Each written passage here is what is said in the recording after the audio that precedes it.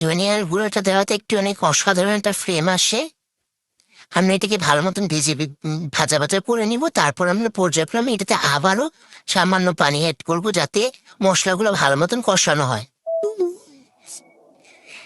আমরা পানি দিয়ে মশলাগুলো ভালোভাবে ভিজে নেব, একদম কষিয়ে নেব সুন্দর করে, যাতে মশলাগুলো একদম পেঁয়াজের ভিতরে ভালোভাবে যায়।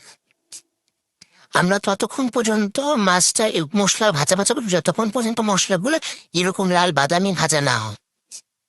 আমরা যখন এগুলো এইভাবে বাদামি ভাজা করে নেব, তখন আমরা এইটার ভিতরে আবার সামান্য পরিমাণে পানি অ্যাড করব।